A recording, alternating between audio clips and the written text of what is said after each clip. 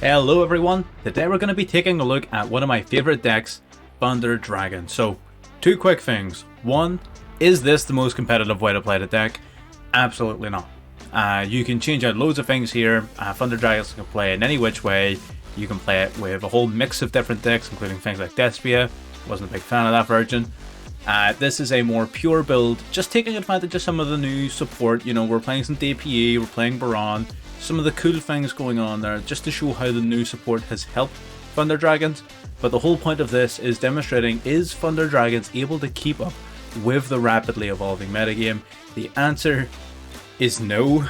To be perfectly honest, the deck is strong, it will 100% carry you into Platinum, and probably it carried me to about Platinum 4-3 at one point, but then we got demoted. I was never able really to push past Diamond 3 with it. Obviously DPE might change that, that was prior to DPE coming out. However, yes, this deck can abuse it, and it can abuse it quite well. It just struggles against it as well. Like, our big boss monsters luckily don't automatically lose to DPE as most of them do, because they can protect themselves. We're not going to spend too much time on the deck profile here. We'll get a look at the gameplay, get a look at how some of the different things interact, and we'll circle back around at the end. So, on with game number one.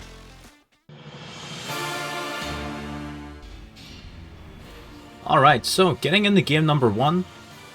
See, this hand, at first glance, it's not that great. However, we do have the Thunder Dragon in hand, so that allows us to discard it to add another copy of itself. Then we discard that to add another. Because we've used the Thunder effect in hand, we normal summon out our Matrix, we sacrifice the Matrix to win the Colossus, and then we grab another Matrix. This is a ballsy play. You don't always want to do that. Sometimes you just gotta Hail Mary on the Allure, and luckily on the second one, we grab the Roar. Roar is part of your key combo. Roar will summon a Dark. Dark, when sent to the grave, would normally search Hawk, but we already had it. So we use the Hawk to revive the Roar. We go into our Union Carrier. This is one of the best plays of the deck, is summoning the Colossus and grabbing the Union Carrier for the extra deck lock with the Buster Whelp. So it equips onto our Dark monster, the Buster Dragon here. So what does this board do? The reason we have this board set up the way we do is we have our Thunder Dragon Colossus. This stops our opponent from searching their deck for cards. They can only add cards to their hand by drawing them. We have our Dragon Buster Destruction Sword equipped by our Union Carrier. So Union Carrier allows you to choose a monster in your field. You pick a monster in your deck that has either the same type or the same attribute, and then you equip it on, and the equipped monster gains 1000 attack. So we choose a Dark monster in our Thunder Dragon Colossus. Its attack goes up to 3600, which is cool, but not the main point. This card, while it's face up and treated as an equipped spell, your opponent cannot use their extra deck. So we've locked them out of their extra deck, we've locked them out of searching for cards. This will drastically hurt the consistency and the power level of many decks in the current metagame. Then we have Duo here, which seems like an inconsequential thing. Maybe, you know, you're thinking, should have kept that for follow-up. The reason we summon this is because by the end of his turn, if he doesn't deal with it, we banish the Dasher. We want to shuffle the Dasher back into the deck, so if we need to go into Verte Anaconda, we have the option. So that's why we summoned it as well. But the Union Buster lock with Colossus is the main sort of lockdown that the deck does. Everything else sort of just pales on top of that. He hits us with the Droplet, so now we can be destroyed. Now we don't lock him out. However, we're still preventing him from using the extra deck. So he goes into his Long Wand, he goes into some of his Sword Soul plays. He bounces our Colossus, so he had the out. And that's the thing. This lock used to be a lot more powerful. At the moment, it's not without its outs. Most decks have a way to play around it. He tries to pop our Duo. We don't let him do it. For some reason, he doesn't negate the Effective Healer, but even if he did, we had another Effective Healer, so it's fine. He's going to swing in the Union Carrier. We really wanted to protect that Duo, because now that he's bounced our Colossus, we really need that Verte Anaconda, so we're going to shuffle back the Dasher. We're going to draw for turn, and we're going to see what we can make happen. We're going to activate the Dark, just to see if he'll negate it, and he does. For whatever reason, he takes the bait. So that suits us right down to the ground. So he's negated the Dark. Now we can summon the Matrix. We'll link summon using these two to go into our Predaplant Verte Anaconda. So it was very important that we return the Dasher last turn. Verte Anaconda will switch his Baron de Fleur to Dark, just to try and bait out that back row, just to see what it was. Then we'll get sending for our Destiny Hero, Destroyer, Phoenix, Enforcer. So DPE is on the field. We pop the Predaplant, we pop the Baron de Fleur, we swing, and we pray. So we pass turn. We basically see now 10, and he just scoops it up. So Sword Soul's a very rough matchup because they can top deck quite easily, and Thunder Dragons thrive off of creating a simplified game state, like you saw here, where so many of his resources were funneled into dealing with the Colossus that he didn't have enough follow-up. So that's the strength of Thunder Dragons at the minute. It forces, in a lot of cases, if it can force a simplified game state, it's going to see a lot of success. It's just in the modern metagame with so many decks able to pull off combos with a single card, or you've got Droplet, you've got Dark Ruler no more. There are a lot of ways to interrupt that, but that was a good game number 1. We saw the Union block. More importantly, we saw how it gets beaten, and we saw the follow-up Destiny Hero. So let's bounce on into game number 2. Alright, so game number 2. This one, if you look at get even just a glance at the hand will tell you this game is a lot more stacked. This is going to really show what Thunder Dragons can do. So we're going to be using the Allure of Darkness. If you see Allure in Darkness and Roar in your hand, you've got plays every single time.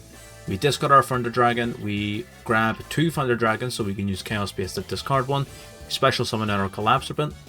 Our Black Dragon Collapse Serpent is going to link summon into Striker Dragon, which is here purely to extend. The Black Dragon's going to add the White Dragon to our hand, so we can banish the Black Dragon to summon the White Dragon. Chaos Space will shuffle the Black Dragon back into the deck to let us draw one, so we drew in the Ready Fusion.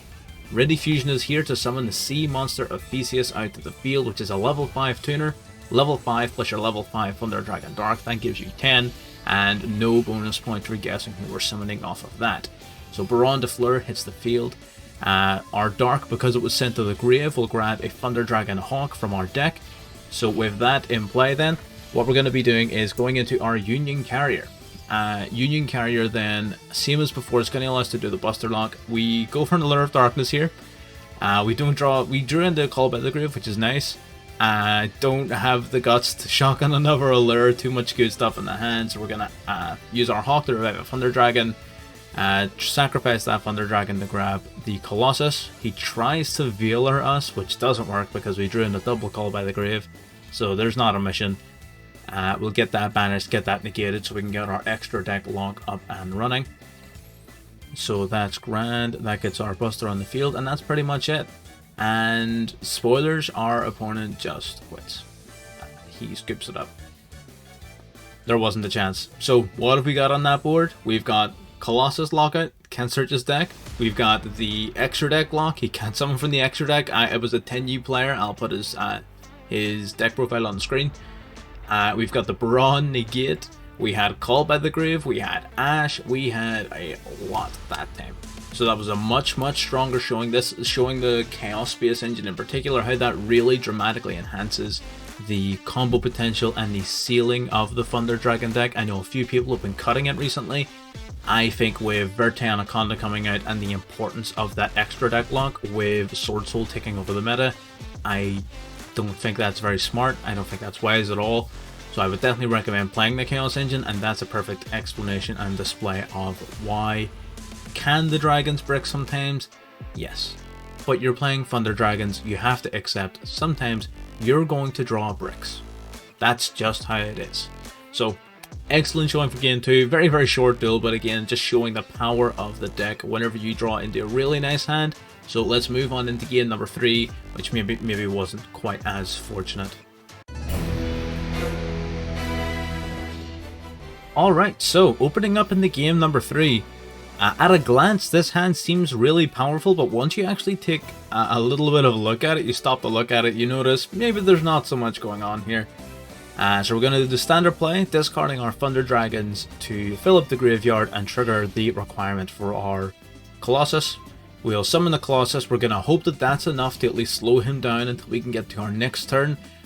However, it doesn't work. He immediately Kaijus us, so we maxi, hoping to catch an inherent summon of another Kaiju to his field, but he has the Gamma as well. This man is throwing Kaijus and Gammas at us already, and it is frame 1. So he now has the Driver and the Gamma on his field. He goes for Bigfoot, reveals it, Bigfoot gets discarded, so it does nothing for some reason. Then he's going to Synchro Summon into the Crimson Blader. Now the Crimson Blader is a big problem. You would have saw it in my previous video where we're playing it in Sword Souls. You can probably count on 2 hands how many monsters in this deck we play that aren't level 5 or higher. A lot of people would see this as just scoop time on to the next game. You can't use any of your Thunder Dragons, but we're going to give it a shot. We're going to see what we can do here. We don't surrender until the game is lost. So we're going to go into our Chaos Dragon plays. We're going to normal summon the Matrix to go into Unicorn, praying we could just bounce this Crimson Blader and pretend it never existed. We go for the bounce, discard the Thunder Dragon, and we give the alert. So instead of giving up, we have 2 shots left. So what we do is we set one allure, we shotgun the other one, we draw into one. Luckily we catch a Dark Monster. He summons the Irish Sword Soul, which really doesn't do anything, just puts a monster on his board. We set our remaining spell, we're going to hit him with another allure. This time we catch the Dark, which was perfect. Dark will then use Hawk. Hawk is going to resurrect the Matrix from the grave. Remember, no level 5 or higher, so we need to grab our level 1 Matrix. Our 1 plus Link 3 brings us into the Link 4 Access Code Talker. This is it. Link monsters do not have levels. We're going to target the Unicorn used for its summon, boost up by 3000. We're going to banish from the grave to pop the Sword Soul, swing into the Crimson Blader. So that's it. We've got 5300 beater on the board. We're feeling confident. We fought for our lives through that turn, and we get kaiju'd. And then he does whatever shenanigans these are. So we fought for our lives on that turn. We really did that, and we just get tributed. I'm not gonna lie, that hurt my feelings a little when it happened.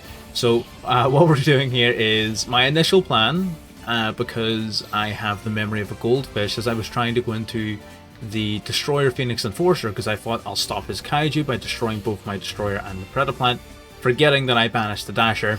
So at the point of activation, Fusion Destiny wasn't there, so we went for the Titan because we just want to hit him with damage. Praying he wouldn't have the ability to finish us this turn, then that we could maybe summon something to land the final blow. He kaijus us as we expected, he bounces us as we expected, and then he gets to resummon this thing. I'll be honest, I should have read that card. I didn't realize it could be summoned more than once per turn. So he's going to summon it, he's going to summon the Gizmegarochi. That is a a number 97, rank 8 exceed. He summons the Numeron Dragon, and we're not giving him the satisfaction. Not after he hurt my feelings on that overturn. Not a chance. But there you go. That was honestly a bit of a crazy duel. It really was. It was an awful lot of fun. I don't know what the hell he was playing. It certainly was a deck, and I can't call it bad because it beat me. So I just pray to God I never see it again. But yeah, that is another sort of showing of how the deck extends into its Link plays. Maybe you were looking at the Link monsters at the start thinking, you know, those are just filler. While Access Code Talker and the likes definitely are not necessary for the deck to function, they are definitely very powerful and can come up in situations like that. You are going to be seeing Crimson Blader a little bit over the coming probably weeks or months as people recognize how good it is, especially with the emergence of Sword Souls, no pun intended. So yeah, we're going to leave that one there, and we're going to dive into the next wee part here. Alright, diving into game number 4, this is going to be the last duel of the video, and strap in because this one is a bit of a long one. This duel here is going to display to us the Aloof Lupin combo, which we haven't actually played. Considering this is the best starter in the deck, I'm surprised we haven't gotten it up until now. It's going to display this combo here. So what you would do is you summon Aloof Lupin, you banish a monster in your hand to banish another monster of the same type from deck. So you banish a Thunder in hand to banish the Roar from the deck. Again, I'll have an illustration of this at the end. The Roar will summon a Thunder Dragon out. You can banish the Dark to search for your Hawk, and it just sort of extends out. So I'll cover that combo a little bit more at the end. So we have a lot of plays here. This is a long game. This game is here because it shows the grind game of Thunder Dragons. It shows how it dominates the simplified game state, how it can control the match once it whittles down its opponent's plays. Our opponent isn't playing a bad deck here. They're playing a pretty good deck. Ultimately, it's not going to seem like it at first. So you're going to need to give it some patience. The reason they were playing the way they were playing is because we put them in a very, very rough spot. Colossus outright countered this deck, and it has done for the last while. This deck, our opponent here, you'll see in a few minutes what deck he's playing. This is the main reason I picked up Thunder Dragons. I almost gave it away there. Because they countered this deck so heavily. So we're going to try and use our Predaplat to finish off our board with a wee bit of Phoenix action. Doesn't quite work out. We eat the Gamma, which is unfortunate, but I would rather that get Gamma than Union Carrier, so I'm fine with that. We let them go. We get our Buster lock up. So right now, our opponent can't search the deck for cards. He actually summons Destiny Hero Celestial and uses the effect that Celestial has that I don't think any Yu-Gi-Oh player has ever read.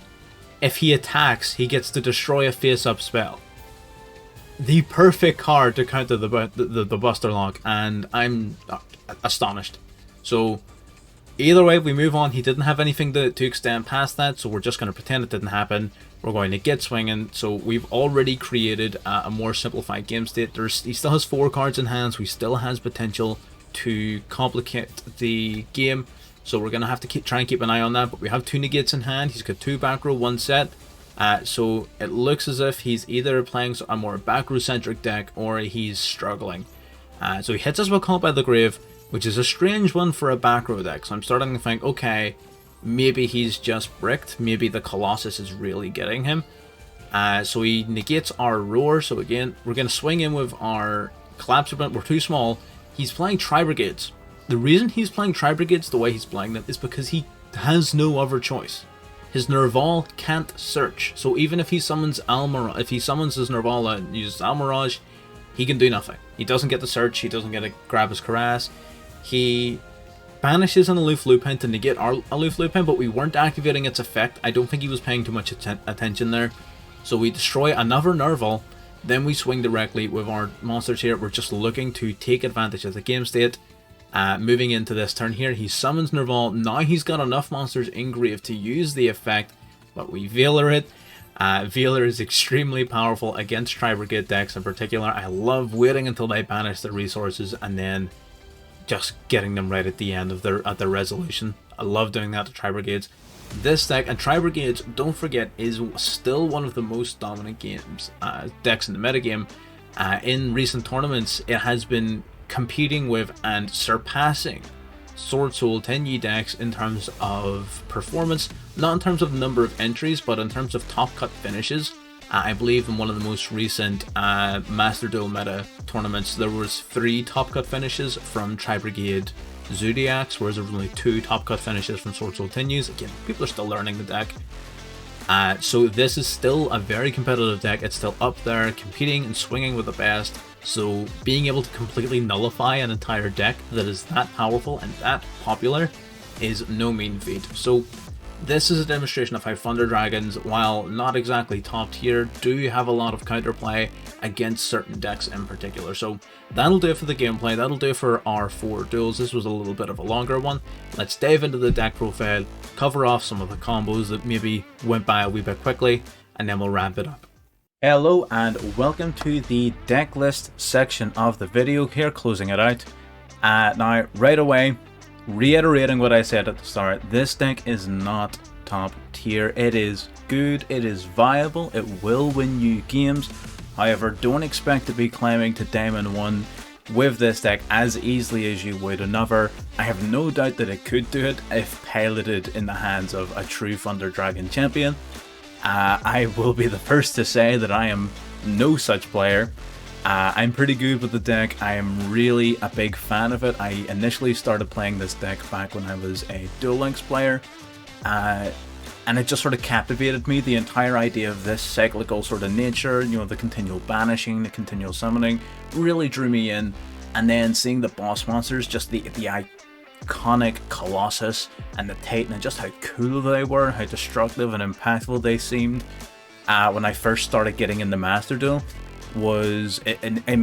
immediately drew me into the deck. So I was a big fan from get-go, basically. Now, do you have to play the deck like this? Absolutely not. There's tons of good cards you can play, tons of cards here you can take out. For example, what I would recommend and basically say is core would be something like the following. So we would remove the unnecessary engines. We don't need any of this nonsense. This is definitely core. Remove this, remove these.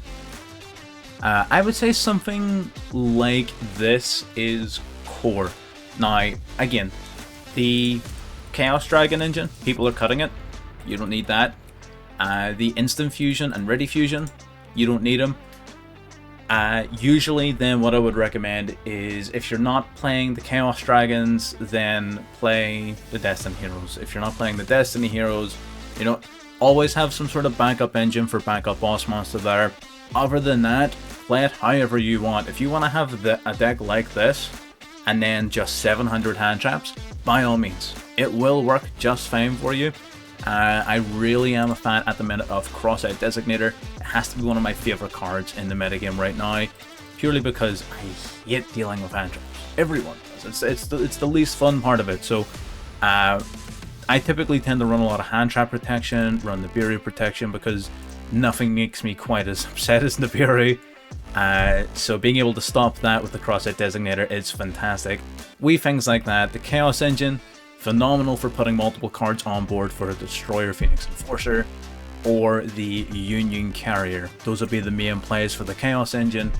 The Thunder Dragons themselves, what makes the Aloof Lupine so powerful is the Aloof Lupine, when summoned, will banish a Thunder monster from hand. It will banish a Thunder Dragon Roar from deck. Thunder Dragon Roar, when banished, will summon Dark to field. When Dark is on the field, you can link it and the Lupine into Union Carrier. That will trigger the Dark to search for the Hawk. You use the Hawk to revive any of your Thunder Dragons. You use that Thunder Dragon to go into Colossus. You have your Buster Lock. Lupine is a 1.5 card Buster Lock. It and any Thunder monster gets you there. If you happen to banish a Dark or a Roar from deck, you can summon a Matrix instead, so you can search for a Matrix on top of everything else. But Lupine is basically like a 1.5 card Buster, Colossus, Lock, whatever you want to call it. The Chaos Engine merely builds on top of that if you want to go into the Predaplant Verte Anaconda as well, or IP Masquerena as well, to then summon an Avramax on your opponent's turn. Very, very powerful play as well. But yeah, other than that, the deck is yours to build. You can build it however way you basically want it. I've shown you my way. I've played it a lot of other ways, and I will play it other ways on the channel. I'm a massive fan of the deck, so you will be seeing it a lot. And sort of different variations of it, different iterations. Keep an eye on that. But in terms of a competitive build of the deck, there's plenty of other people out there who are probably a lot better at playing it than I am. A lot of powerful options that I don't have would be Battery Man Solar, for example, who can, you know, send your Thunder Dragons to grave and help extend your plays that way. He's a UR, and I'm a little bit broke. I'm not putting the credits into it, so I'm not quite up my alley right now. But in general, that is how the deck is played, and I hope you take it, do whatever you want with it, and enjoy the rest of your day. See y'all later.